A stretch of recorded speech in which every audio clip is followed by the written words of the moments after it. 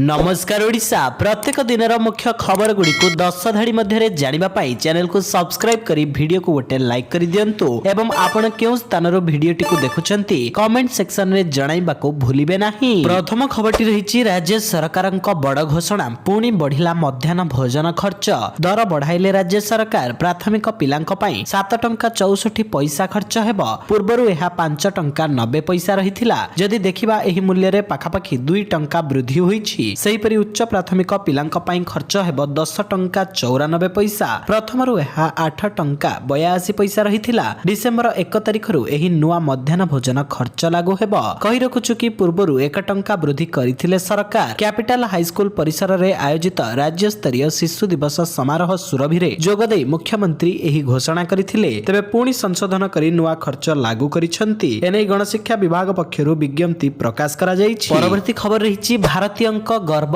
त्रिरंगा को असम्मान बांग्लादेश रे हिंदुंक प्रति अत्याचार हेउथिबा मामला अनेक थर सामना को आसीछि। एहारि भितरे भारत प्रति अपमानजनक फोटो वर्तमान सोशल मीडिया रे भाइराल हेबारे लागिछि। Bangladesh engineering and technology university रा प्रवेश पथरे एक भारतीय पताका चट्टाण रे अंका जाइथिबा बेले छात्र छात्रींक पताका उपरे चप्पल पिंधि चाली चाली जाउथिबा देखा जाइछि। एही यूनिवर्सिटी बांग्लादेश रा ढाका रे बोली जणा पड़िछि। तबे एहार फोटो सामना को आसीबा परे वर्तमान विरोध रे स्वर सामना को आसीछि। त्रिरंगा को देशर गर्व एवं गौरव कुहा जाउथिबा बेले एही घटना उपरे प्रतिवाद एवं विरोध करि दिया जाउछि। परवर्ती खबर रहिछि धान मंडी रे बेकरे गामुछा पके लाइन रे छिडा हेले जिल्लापाल चासी साजी धान किणा केंद्र रे पहुंचिले जिल्लापाल। छत्तीसगढ़ सरगुजा जिल्लार जिल्लापाल बिलास भोस्कर धान किणा केंद्र रे पहुंची घंटा घंटा धरी लाइन रे छिडा होइथिबा देखिबाकू मिलिछि। तांका सह उपजिल्लापाल भी धान किणा केंद्र रे पहुंचिथिले। पेटला धान उपार्जन केंद्र रे जिल्लापाल चासी बेसरे पहुंची प्रथमे टोकेन प्रक्रिया रे शामिल होइथिले। धान किणा प्रक्रिया और व्यवस्था विषय रे चासी माननकु पचारि बुझिथिले। कर्मचारीक व्यवहार विषय रे मध्य पचारिथिले। मुंडरे गामुछा बांधी से धान किणा केंद्र रे पहुंचिथिले किंतु तांकु सेठारे केही जानि पारि नथिले। जेतेबेले जिल्लापालंक असल परिचय जानिबाकू पाइथिले चासी माने आश्चर्य होई जाइथिले। परवर्ती खबर रहिछि पप्पू यादवंकु पुणी हत्या धमक।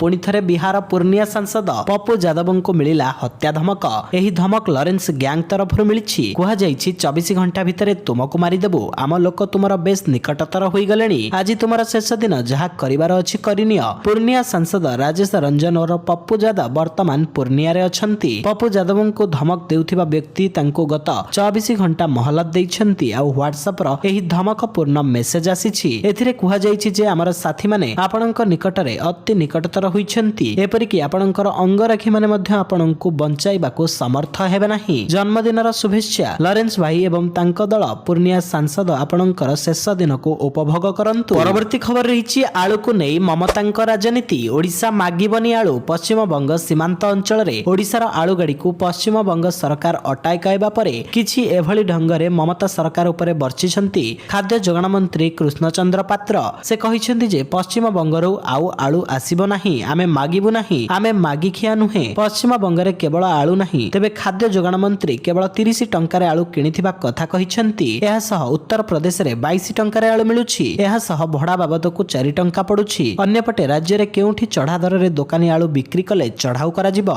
सेपटे राज्य रे आलू पियाज माछ उत्पादन बढ़िबा पई योजना चलिछि। परवर्ती खबर रहिछि सुरक्षा बाहिनी द्वारा 17 आतंकवादी निहत। पाकिस्तानी सुरक्षा बाहिनी द्वारा विश्रामस्थ खाइबर पाखनख्वा प्रदेश रे 2टी पृथक ऑपरेशन रे 17 जन आतंकवादी निहत होइछंती। सूचना अनुसार हेलिकॉप्टर बंदूकधारी माने बन्नू एवं उत्तर वाजिरिस्तान जिले में गुप्तचर भित्तिक ऑपरेशन समय रे सेमानक लुचि रहिथिबा स्थान को टार्गेट करिथिले। बन्नू जिलार बाक्काखेल अंचल रे हाफिज गुल बहादुर गोष्ठी सह जड़ित 12 आतंकवादी को हेलिकॉप्टर बंदूकधारी सेमानक कंपाउंड को धक्का देवा परे सेमानक हटाई दिया जाइथिला। उत्तर वाजिरिस्तान रो मीर अलीर हस खेल अंचल रे करा जाइथिबा द्वितीय ऑपरेशन रे 5 जन आतंकवादी निहत होइथिले। सूचना अनुसार आतंकवादी निकटरू एक गुरुत्वपूर्ण अस्त्रशस्त्र एवं गुली जबत करा जाइछि। निरापत्ता बाहिनी निरपेक्ष आतंकवादी चित्र मध्य प्रकाश करिछि। परवर्ती खबर रहिछि युद्ध पई रूसिया को समर्थन करिबो उत्तर कोरिया। उत्तर कोरिया नेता किम जोंग उन रूसिया रो प्रतिरक्षा मुख्यं को भेटिबा परे तांको देश यूक्रेन रे रूसिया युद्ध को सर्वदा समर्थन करिबो बोली कथा दैछंती। प्रतिरक्षा मंत्री आंड्रेई बेलासोवଙ୍କ नेतृत्व रे रूसिया रो एक सामरिक प्रतिनिधि दल गत मासरे उत्तर कोरिया रे पहुंचिथिला। सरकारी कोरिया केंद्रीय संवाद एजेंसी कहिछि जे किम एवं बेलासोव बैठक रे द्रुत परिवर्तन ପରିବର୍ତ୍ତନଶୀଳ ଆନ୍ତର୍ଜାତୀୟ ସୁରକ୍ଷା ପରିବେଶକୁ ଦୃଷ୍ଟିରେ ରଖି ରଣନୀତିକ ଭାଗିଦାରୀ ବୃଦ୍ଧି ତଥା ପ୍ରତ୍ୟେକ ଦେଶର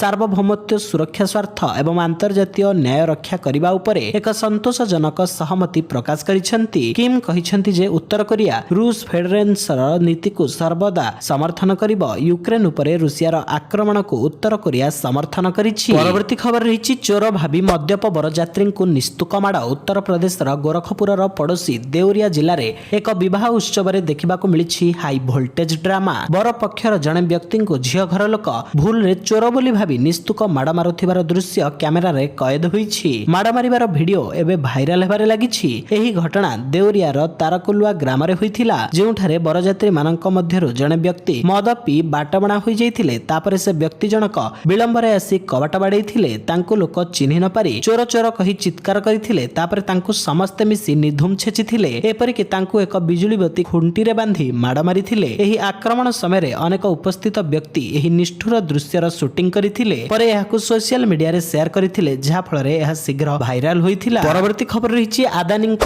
ଆରେଷ୍ଟ ୱାରେଣ୍ଟକୁ ନେଇ ମୁହଁ ଖୋଲିଲେ ସରକାର। ଲାଞ୍ଚ ଅଭିଯୋଗରେ ଶିଳ୍ପପତି ଗୌତମ ଆଦାନୀଙ୍କ ବିରୋଧରେ ଜାରି ଆରେଷ୍ଟ ୱାରେଣ୍ଟ ସମ୍ପର୍କରେ ଆମେରିକୀୟ ଅଧିକାରୀଙ୍କ ପକ୍ଷରୁ ଭାରତକୁ କୌଣସି ଅନୁରୋଧ ଆସିନାହିଁ। ଶୁକ୍ରବାର ବହିର୍ବ୍ୟାପାର ମନ୍ତ୍ରାଳୟ ପକ୍ଷରୁ ଏକ ଖବରଦାତା ସମ୍ମିଳନୀ କରି କୁହାଯାଇଛି, ଆମେରିକାରେ ଶିଳ୍ପପତି ଗୌତମ ଆଦାନୀ ଓ ତାଙ୍କ ସହ ଜଡ଼ିତ ସଂସ୍ଥାକୁ ନେଇ ଚାଲିଥିବା ଆଇନଗତ ପ୍ରକ୍ରିୟାରେ ଭାରତ ସରକାରଙ୍କ କୌଣସି ଭୂମିକା ନାହିଁ। ଏହା ଏକ ଆଇନଗତ ପ୍ରକ୍ରିୟା ଯେଉଁଥିରେ ଜଣେ ବ୍ୟକ୍ତି, ଏକ ପ୍ରାଇଭେଟ କମ୍ପାନୀ ଏବଂ ଆମେରିକାର ନ୍ୟାୟ ବିଭାଗ ସାମିଲ ରହିଛନ୍ତି। ଆମେରିକୀୟ ନ୍ୟାୟ ବିଭାଗ ଦ୍ୱାରା ଆଦାନୀଙ୍କ ବିରୋଧରେ ଅଭିଯୋଗ ପତ୍ର ଦାଖଲ ନେଇ ରିପୋର୍ଟ ଆସିବା ପରେ ବହିର୍ବ୍ୟାପାର ମନ୍ତ୍ରାଳୟର ଏହି ପ୍ରତିକ୍ରିୟା ସାମ୍ନାକୁ ଆସିଛି। ପରବର୍ତ୍ତୀ ଖବରଟି ରହିଛି ଓଡ଼ିଶାରୁ ପ୍ରଥମ ଥର ଆବିଷ୍କାର ହେଲା 2ଟି ମହାଶିର ପ୍ରଜାତି ମାଛ।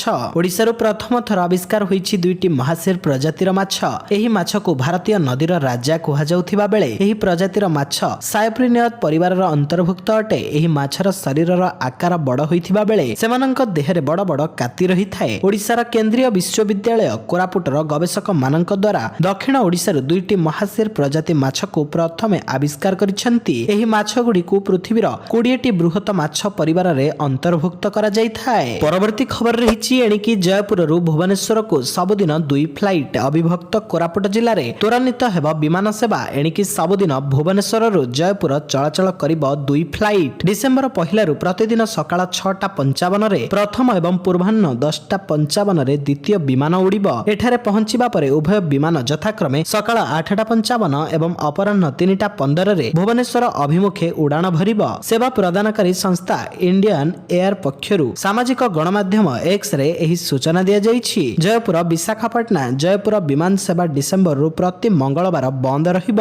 ପରବର୍ତ୍ତୀ ଖବର ରହିଛି ମିଛଟାରେ କାନ୍ଦୁଥିଲେ ମହିଳା, ମେଡିକାଲରୁ ଚୋରି ହୋଇନି ପିଲା। ନବଜାତର ଶିଶୁ ପୁତ୍ରଙ୍କ ଫଟୋ ଦେଖାଉଛନ୍ତି ଆଉ ବୁକୁ ଫଟାଇ କାନ୍ଦୁଛନ୍ତି। କହୁଛନ୍ତି ମୋ ପୁଅ ଚୋରି ହୋଇଯାଇଛି, ମୋ ପୁଅକୁ ମତେ ଦିଅ ବୋଲି କହି କାନ୍ଦୁଛନ୍ତି। ହେଲେ ତଦନ୍ତ ପରେ ଜଣାପଡ଼ିଛି ମହିଳା ଜଣଙ୍କ କାନ୍ଦ ମିଛ ଓ ତାଙ୍କ ଅଭିଯୋଗରେ ସତ୍ୟତା ନାହିଁ। ଆଜି ଦିନ ତମାମ ନୟାଗଡ଼ରେ ହଇଚଇ ସୃଷ୍ଟି କରିଥିବା ଏହି ଅଭିଯୋଗକୁ ଖଣ୍ଡନ କରିଛନ୍ତି ମେଡିକାଲ ଅଧୀକ୍ଷକ। ମେଡିକାଲରେ ମହିଳାଙ୍କ ପ୍ରସବ ହୋଇନଥିବା ମେଡିକାଲ ଅଧୀକ୍ଷକ କହିଛନ୍ତି। ସେପଟେ ଏସଡିପିଓ ମଧ୍ୟ ପିଲା ଚୋରି ଅଭିଯୋଗକୁ ଖଣ୍ଡନ କରିଛନ୍ତି। ପରବର୍ତ୍ତୀ ଖବର ରହିଛି କେନ୍ଦ୍ର ଶିକ୍ଷା ମନ୍ତ୍ରୀଙ୍କ ସୂଚନା। ଶିକ୍ଷା କ୍ଷେତ୍ରରେ କ୍ୟାରିୟର ଗଢ଼ିବାକୁ ଇଚ୍ଛୁକ ଥିବା ସମସ୍ତ ଆଶାୟୀଙ୍କ ପାଇଁ ଆସିଛି ଏକ ବଡ଼ ଖୁସି ଖବର। ଦେଶର କେନ୍ଦ୍ରୀୟ ବିଶ୍ୱବିଦ୍ୟାଳୟ ମାନଙ୍କରେ 5182ଟି ଶିକ୍ଷକ ପଦ ପୂରଣ ହେବ। ରାଜ୍ୟସଭାରେ କେନ୍ଦ୍ର ଶିକ୍ଷା ରାଷ୍ଟ୍ରମନ୍ତ୍ରୀ ସୁକାନ୍ତ ମଜୁମଦାର ଏକ ଲିଖିତ ପ୍ରଶ୍ନର ଉତ୍ତରରେ ଏହି ସୂଚନା ଦେଇଛନ୍ତି। ବିଭିନ୍ନ କେନ୍ଦ୍ରୀୟ ୟୁନିଭର୍ସିଟିରେ 5000ରୁ ଅଧିକ ପଦ ପୂରଣ ପାଇଁ ପ୍ରକ୍ରିୟା ଆରମ୍ଭ ହୋଇଛି। ବିଭିନ୍ନ କେନ୍ଦ୍ରୀୟ ବିଶ୍ୱବିଦ୍ୟାଳୟରେ କାର୍ଯ୍ୟରତ ଥିବା କର୍ମଚାରୀଙ୍କର ଅବସର, ଇସ୍ତଫା ସମେତ ଅତିରିକ୍ତ ଆବଶ୍ୟକତା କାରଣରୁ ଏହି ପଦ ସବୁ ପୂରଣ କରାଯିବ। ଶ୍ରୀ ମଜୁମଦାର କହିଛନ୍ତି 7650 ଶିକ୍ଷକ ପଦ କେନ୍ଦ୍ରୀୟ ୟୁନିଭର୍ସିଟି ମାନଙ୍କରେ ପୂରଣ ହୋଇସାରିଛି। ଆଗାମୀ ନିଯୁକ୍ତି ପାଇଁ ପ୍ରକ୍ରିୟା ଜାରି ରହିଛି। ପରବର୍ତ୍ତୀ ଖବର ରହିଛି ବାଘ ମାରି ମାଂସ ଖାଇଲେ ଶିକାରୀ। କନ୍ଧମାଳ ଜିଲ୍ଲା ଜି ଉଦୟଗିରି ରେଞ୍ଜ ଗମ୍ଭାରୀଗୁଡ଼ା ଏବଂ ମାଲନସୁଗା ଅଞ୍ଚଳରୁ 2 ଜଣ ବାଘ ଶିକାରୀକୁ ଗିରଫ କରି କୋର୍ଟ ଚାଲାଣ କରିଛି ବନ ବିଭାଗ। ଏନେଇ ଶନିବାର ବନ ବିଭାଗ ଅଧିକାରୀଙ୍କ ସୂଚନା ଅନୁସାରେ ଭବାନୀ ଶଙ୍କର ପ୍ରଧାନଙ୍କ ଠାରୁ ଏକ କଲରା ପତରିଆ ବାଘ ଚମଡ଼ା ଜବତ ହୋଇଥିବା ବେଳେ ପ୍ରମୋଦ କୁମାର ପ୍ରଧାନଙ୍କ ଘରୁ ଏକ ଗୁଳି ଭର୍ତ୍ତି ହୋଇଥିବା ଦେଶୀ ବନ୍ଧୁକ ଜବତ ହୋଇଛି।